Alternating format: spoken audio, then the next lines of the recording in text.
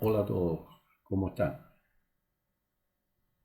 Un saludo cordial con el deseo que se encuentren bien y con la esperanza de que este video les sea útil en ese camino que todos hemos emprendido hacia la santidad, que es la meta a la que debemos aspirar todos los cristianos.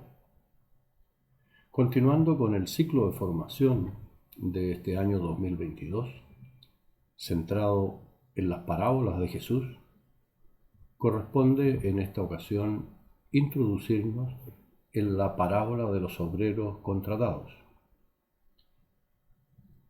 Esta parábola, que está dentro de las llamadas parábolas del reino y que nos relata San Mateo en el capítulo 20, entre los versículos 1 al 16, después de la del hijo pródigo, es la más larga de todas.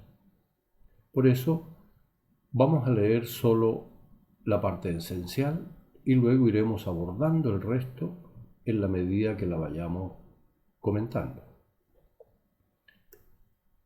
Dice la parábola: el reino de los cielos es como un hombre, dueño de una propiedad, que salió al amanecer a contratar obreros para su viña. Después de haber convenido con los obreros en 1 denario al día, los envió a su viña.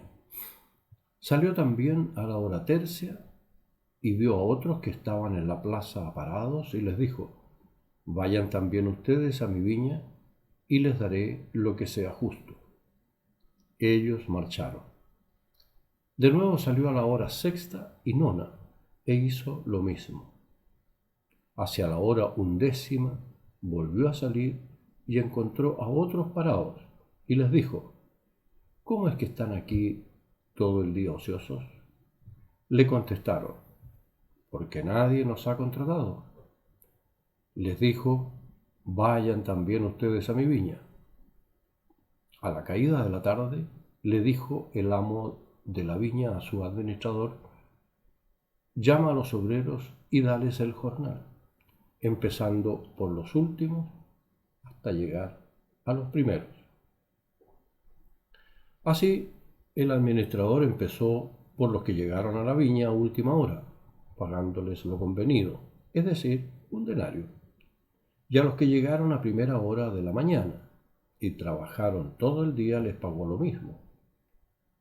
Al ver esto, los primeros murmuraron contra el dueño: a estos últimos que han trabajado solo 1 hora les ha pagado lo mismo que a nosotros, que hemos trabajado todo el día soportando el calor. La respuesta del dueño no se hizo esperar: amigo, no te hago ninguna injusticia. ¿Acaso no conviniste conmigo en 1 denario? Toma lo tuyo y vete. Quiero dar a este último lo mismo que a ti. ¿O es que me vas a ver con malos ojos que yo sea bueno? Así los últimos serán los primeros y los primeros últimos. La escena resulta familiar para esa época y puede que se repita hoy en algunas partes del mundo, especialmente en el ámbito de las cosechas agrícolas. Así, por ejemplo, en nuestro propio país, en el período estival, es común la contratación de obreros para la cosecha de la fruta, más conocidos como temporeros, que son contratados por jornada y por una remuneración acordada con el dueño del campo. Lo que ya no es habitual, por razones de carácter legal obviamente, es que se siga contratando obreros a lo largo del día, ni menos que si llegara a ocurrir se les pague lo mismo que a los que han trabajado toda la jornada. En la antigüedad se le dio una primera interpretación a esta parábola, refiriéndola al pueblo judío, que fueron los primeros en ser llamados, y los demás pueblos, pues los profetas habían anunciado el llamado al reino de los pueblos paganos.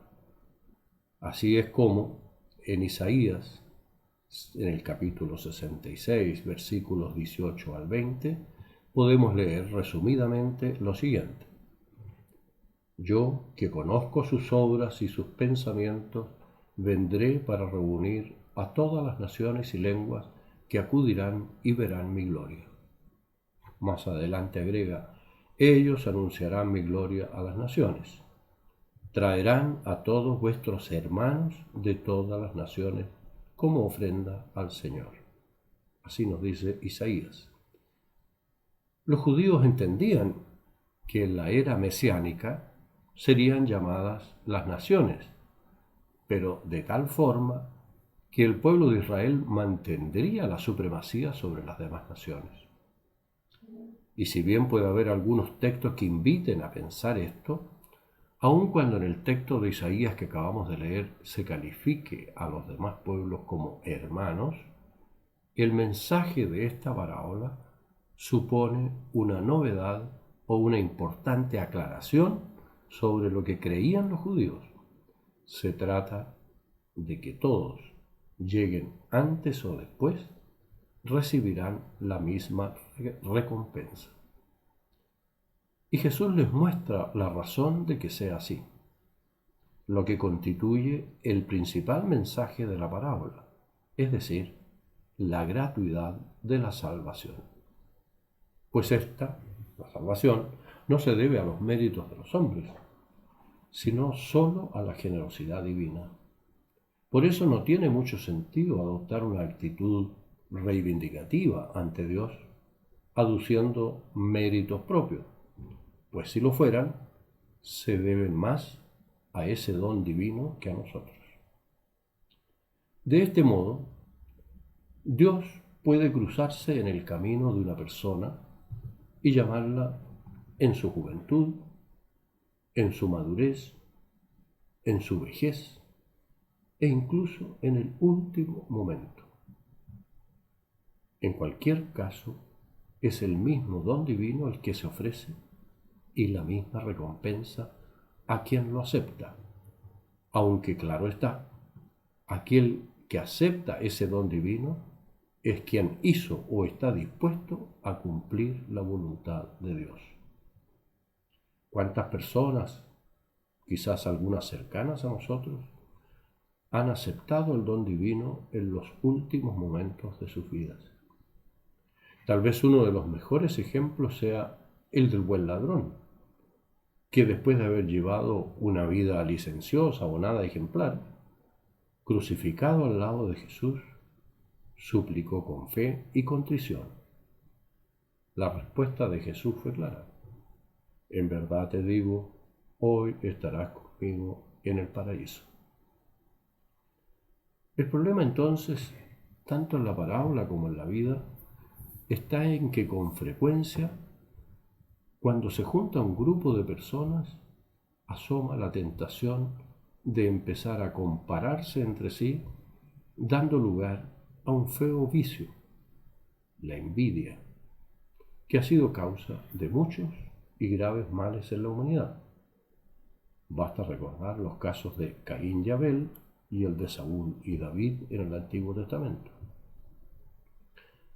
Ahora bien, en el contexto de esta parábola, la queja de los obreros contratados a primera hora parece razonable, humanamente hablando, porque han soportado todo el día todo el peso del día, pero si se mira la situación desde el punto de vista espiritual, la falsedad es notoria, pues el cumplimiento de la voluntad de Dios puede ser muy arduo, pero es una vida dichosa, a pesar de que desde afuera no se vea así.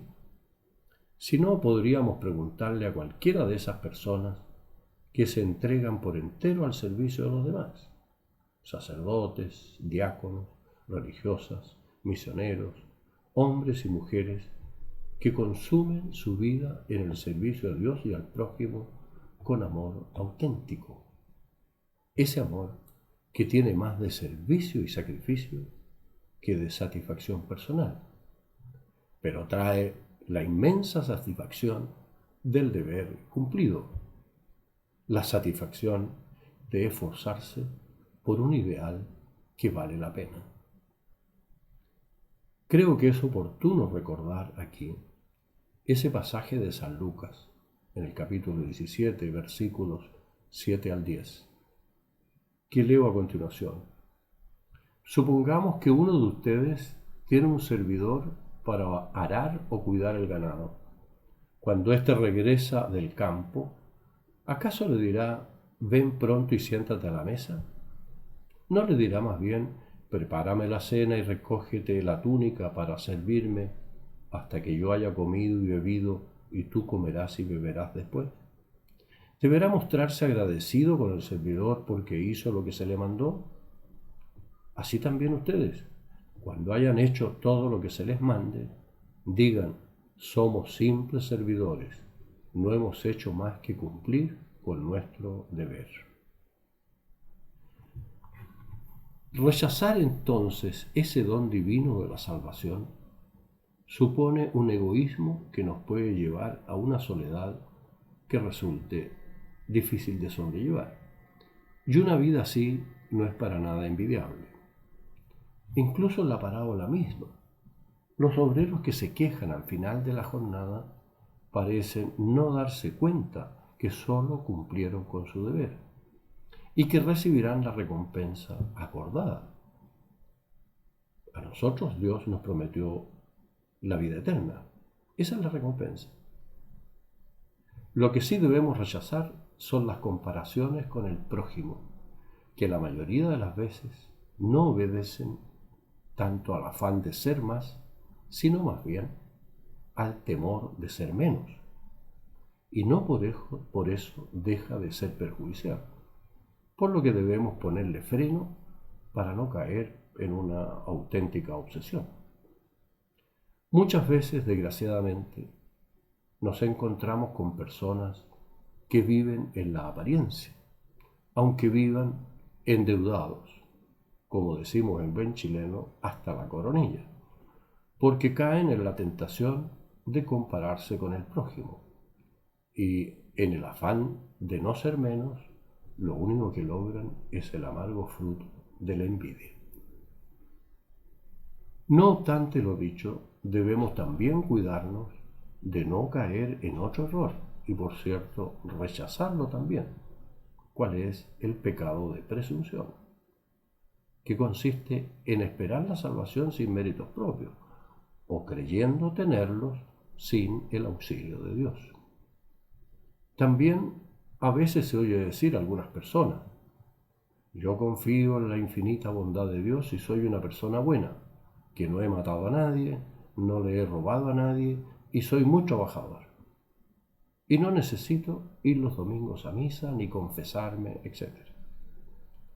Y luego suelen agregar, yo soy católico a mi manera. Estimados hermanos, un cristiano debe saber apreciar lo más importante, es decir, el don de Dios, ante el cual las fortunas de este mundo son muy secundarias. Debemos, por tanto, sentirnos profundamente agradecidos. La enseñanza, entonces, de esta parábola es que Dios nos da a todos la oportunidad, antes o después, de trabajar en su viña y recibir al final de nuestra vida ese denario que bien podríamos traducir como la recompensa justa que Él tiene reservada para quienes hagan y amen su voluntad sin mirar para el lado, es decir, la vida eterna. Llegamos hasta aquí y los invito a ver en 14 días más la parábola de los viñadores homicidas. Que se encuentren bien y hasta pronto. Muchas gracias.